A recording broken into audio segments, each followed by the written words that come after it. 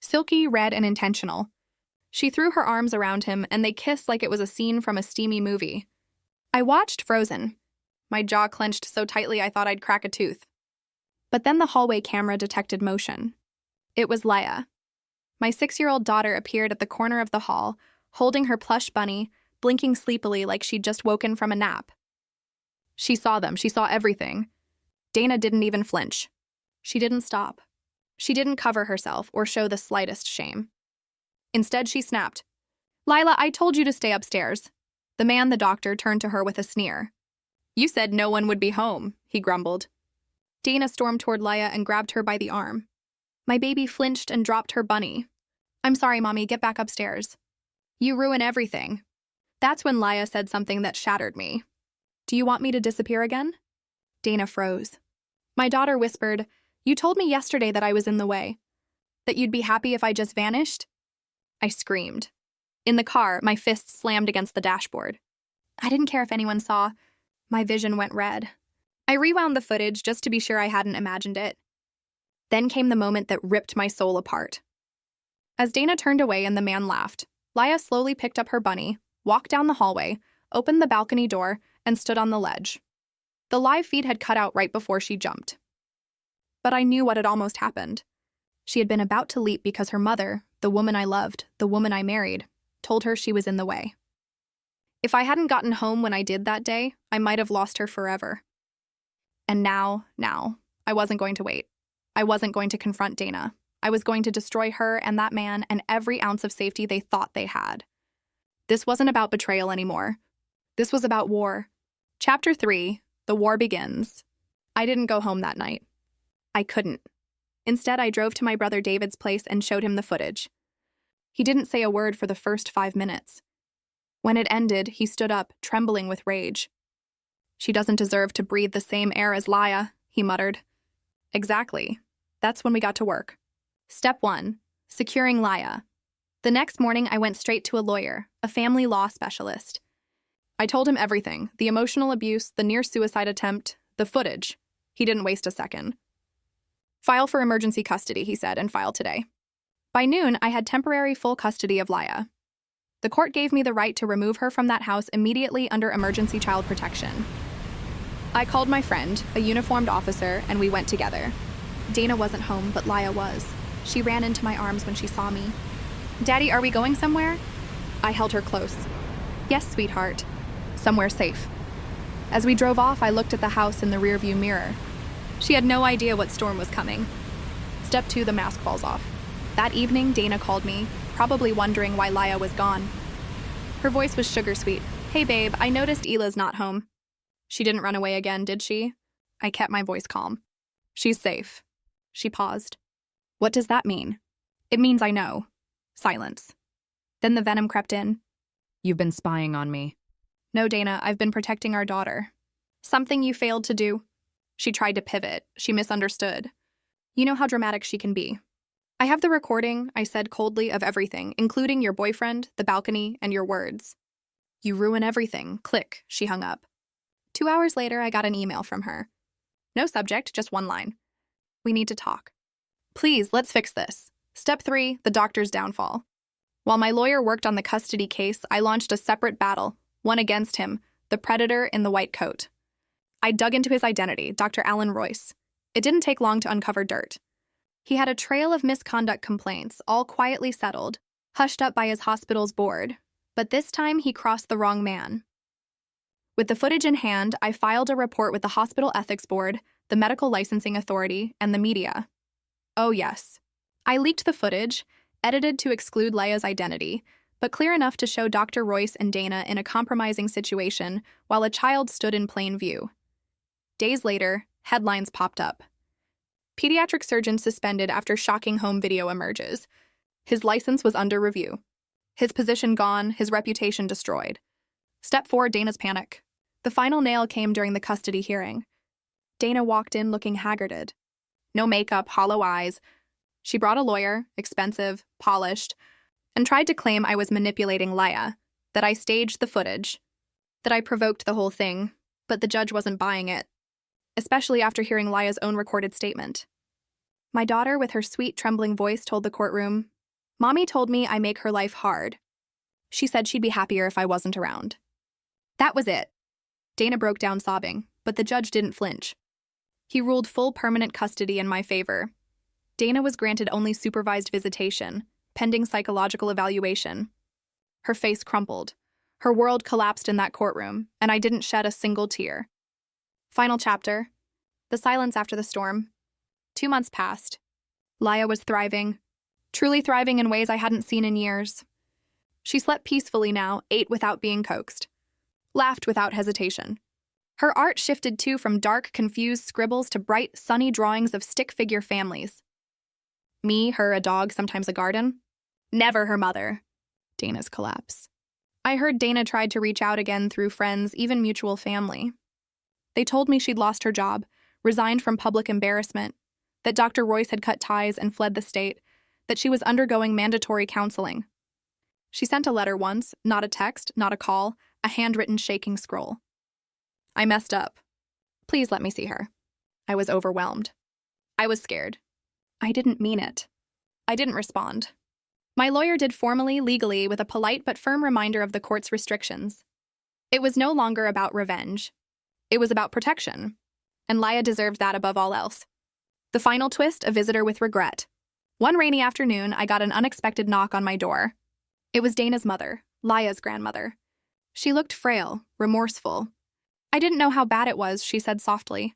"I thought Dana just needed help, but what she did, what she said to Laya, it broke something inside me too." Then she handed me a small notebook. "Laya gave me this before she left that house. I think it's hers to keep now." I opened it after she left. It was filled with Laya's drawings, some of them horrifying. Images of her crying, her mom shouting, stick figures standing on a ledge, but the last few pages were blank. So I gave Ela the notebook that night. She looked at it, then hugged it tight. "Thank you, Daddy. What will you draw now?" I asked gently. She thought for a moment. Then she smiled. A new house with a swing and flowers. The message that ended it all. A week later, Dana texted me again. "Please, I'm begging you. I'm ready to do anything. I'll give up rights. Just let her know I love her." This time I replied, "She doesn't need to hear that from you. She needs to see it from me, and I promise she will every single day." That was the last message. She never contacted us again. Epilogue, rebuilding a world. We moved cities, new school, new life, new everything. I started a small creative studio from home so I could be with Laya more. She joined a support group for children with disabilities and made her first true friend. And every evening, we sat on our little balcony, the one I'd made safe with a net and cushions and flowers, and watched the stars come out. She called it our magic place. And one night, as we watched the sky, she whispered, "I'm glad I stayed, Daddy." I nodded, eyes wet. "Me too, sweetheart, me too." Was this revenge perfectly justified, or should the storm have raged harder? Drop your verdict below. I read every single one. Hit like if you crave justice, and share this story with someone who needs its fire. Subscribe to Revenge Exposed because here betrayals don't sleep. They hunt their owners, every shadow hides a reckoning.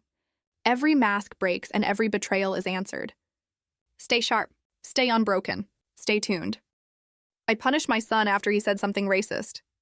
Last Tuesday, I was making dinner when my 14-year-old son, Travis, came home from school looking all worked up. He slammed his backpack down and started going off about this new kid in his class named Ahmed, who had joined the soccer team.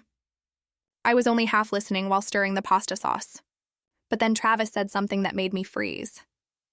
"Dad, why do we have to let these Arabs on our team? They're probably terrorists anyway." Coach should have just told him no. I literally dropped the wooden spoon. I turned around and looked at my kid like I was seeing him for the first time. This was the same boy who used to cry when we accidentally stepped on ants. The same kid who insisted we donate his old toys every Christmas because other kids need them too. "What did you just say?" I asked him. He repeated it, but with even more confidence this time, like he thought I'd agree with him. Said his friend's dad told them that's just how those people are. My stomach dropped. I realized I'd been so focused on working double shifts at the warehouse that I hadn't been paying attention to what garbage he was picking up from other kids. I sat him down at the kitchen table and tried to explain why what he said was wrong. But he just rolled his eyes and said I was being too sensitive, that Ahmed probably didn't even belong here anyway. That's when I knew talking wasn't going to cut it. I told Travis he was grounded for 2 weeks. No Xbox, no hanging out with friends, nothing. But more importantly, I signed him up to volunteer at the Islamic Community Center downtown every Saturday for the next month. I called them up that night and explained the situation to this woman named Fatima who ran their youth programs. She was incredibly understanding and said they'd love to have Travis help with their weekend food bank and kids' activities. I also made him write a formal apology letter to Ahmed, which I personally delivered to his parents along with an explanation of what happened. Travis was furious. He accused me of ruining his life and said I was embarrassing him, but I told him he embarrassed himself when he decided to repeat ignorant nonsense. The first Saturday at the community center was rough. Travis sat in my truck for 10 minutes refusing to get out, acting like I was dropping him off at prison. But Fatima came out and started talking to him about soccer, which got him to finally walk inside. By the third week, something started changing. Travis came home telling me about this little kid named Omar, who thought he was the coolest thing ever because Travis helped him with his math homework. He started asking questions about different cultures and why people leave their home countries. The breaking point came during his last Saturday there. Travis was helping serve lunch when Ahmed's little sister Illa came in with their mom. Turns out Ahmed's family had been going there for grocery assistance because his dad was still looking for work after they'd moved here. Travis saw Ahmed helping translate for his mom and watching his little sister while she picked out food. When we got home that day, Travis asked if we could donate some of our extra canned goods to the food bank. I'm not going to lie, those 4 weeks were exhausting. Driving him there every weekend, dealing with his attitude, having uncomfortable conversations about prejudice and empathy. But seeing him genuinely connect with people he'd written off based on ignorant assumptions made every minute worth on his last Saturday at the community center. I stood outside waiting in the parking lot, watching through the glass doors as Travis helped an elderly man carry boxes of food to his car. He wasn't rolling his eyes anymore or dragging his feet like he had the first week. He was smiling, genuinely smiling, as he talked to people. When he finally got into the truck, he was quiet for most of the ride home. Then he turned to me and said, "Dad, I didn't know they were just normal people. They're actually really nice. It wasn't some grand movie moment. He didn't suddenly become a perfect kid. But there was something different in his voice, something sincere." I asked him what changed, and he said, "I don't know. I guess I just never thought about how hard things must be for them." Ahmed's dad was an engineer back home.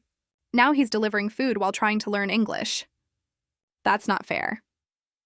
Later that evening, while I was cleaning up after dinner, I heard Travis in his room on a video call with his friends. Normally I'd tune out, but this time I heard him shut one of them down when they started making a joke about immigrants. "Hey, that's not funny," he said. "You don't even know what those people go through." I almost dropped the plate I was holding. The next Monday, he came home from school and told me he'd apologized to Ahmed in person. Said he told him he was sorry for what he said and that he didn't mean it anymore. Ahmed apparently just smiled and said, "It's okay. My dad says people only hate what they don't understand." They shook hands, and Travis told me they even practiced soccer together after school. By the end of the semester, Travis invited Ahmed over for dinner. His mom brought a homemade dish, something with chickpeas and rice, and Travis couldn't stop talking about how good it was. I caught him later watching YouTube videos on Middle Eastern recipes, trying to recreate it. That night, when we were cleaning up, I asked him if he still thought I'd embarrassed him. He looked at me for a moment and said, "No, Dad. You taught me something I didn't even know I needed to learn. I won't pretend I handled everything perfectly. I'm no expert in parenting or cultural education. But I know this. Silence is what lets ignorance grow. If I had just let that comment slide because I was tired or uncomfortable, who knows where those thoughts would have led him." Now, every few weeks, Travis still volunteers at the community center on his own. Not because he has to, but because he wants to. And every time I pick him up, he walks out with a smile, fist-bumping kids, chatting with families, laughing with people he once would have avoided. Sometimes I think about how close I came to missing that moment. How one hard conversation, one uncomfortable punishment changed the direction of his thinking completely. My dad used to tell me that parenting isn't about making your kids like you. It's about teaching them to be good when no one's watching. That day at the kitchen table, I didn't just punish my son. I gave him a chance to unlearn hate. And in doing so, I think I learned something too. Empathy isn't inherited, it's taught to story. My neighbor said, "I hope your wife gets well soon. The doctor visits your house every day." The thing is, my wife is healthier than ever. I set up cameras, and the next day I watched the tape. He came over. Then my 6-year-old daughter appeared in the room. 5 seconds later, I screamed in fear when I saw what happened there. I'll destroy them with no mercy. Chapter 1. The Strange Concern. The comment didn't seem like much at first. I was mowing the lawn when my neighbor Jerry casually waved and said with a grin, "Hey, I hope your wife gets well soon." That doctor sure is dedicated. Coming by every day, huh? I froze mid-step. "Doctor?" I asked slowly. "Yeah, the guy with the white coat and stethoscope. Saw him park out front around noon all week. Hope everything's okay." I forced a smile, but my insides were screaming. My wife Dana was perfectly healthy. No colds, no fevers, no checkups scheduled, and I sure as hell hadn't hired any doctor. I nodded, pretending to brush it off. Yeah, she's just a little tired lately. But something was wrong. Deeply wrong. That night, I lay awake in bed beside her, her back to me, breathing slow, peaceful, innocent, or so it seemed. The words kept echoing in my head. "He comes every day." I couldn't sleep. By morning, I had a plan. I told Dana I was going to take our daughter Laya to the park and pick up groceries afterward. But instead, I stopped by a tech shop and bought 3 motion-activated cameras. 2 indoor, 1 outdoor, discreet, silent, linked to my phone. When I got back, I pretended I had forgotten my wallet and made an excuse to re-enter the house alone for 5 minutes. That's all I needed to install them. 1 in the living room, 1 facing the main hallway, and 1 just under the TV shelf near the back entrance. That night, I tested the feed. Everything worked perfectly. I didn't confront Dana, not yet. Instead, I kissed my daughter goodnight, smiled through dinner, and waited. Waited for the moment the truth would reveal itself. And when it finally did, I wished I had never looked. Chapter 2. 5 Seconds of Hell.